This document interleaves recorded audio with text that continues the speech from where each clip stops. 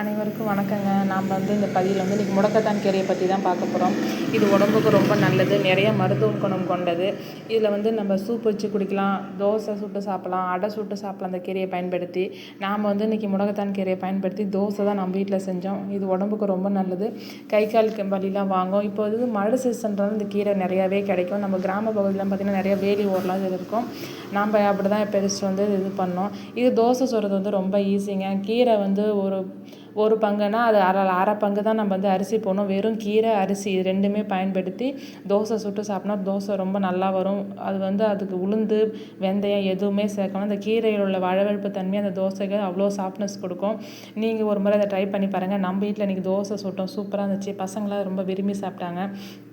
இதில் நிறைய மருத்துவ குறிப்பு இருந்தால் பசங்களுக்கும் நம்ம கலராக இருக்கிறதால பசங்க நிறைய விரும்பி சாப்பிடுவாங்க.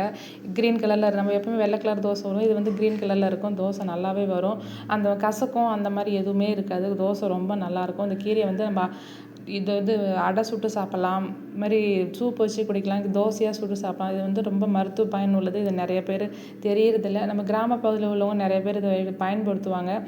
இது இந்த சீசன் மழை சீசன் டைமில் தான் இந்த கீரை கிடைக்கும். வெயில் நாளில் கிடைக்கும், அந்தளவுக்கு இது நல்லா வராது. கீரை நல்லா ஃப்ரெஷ்ஷாக கிடைக்காது. இப்போ நல்லா ஃப்ரெஷ்ஷாக இருக்கும். இது மாதிரி பெருசு நம்ம தோசை சுட்டு சாப்பிட்டா உடம்புக்கு ரொம்ப நல்லது. நீங்களும் இதை ட்ரை பண்ணி பாருங்கள், எப்படி இருக்குன்னு சொல்லுங்கள்.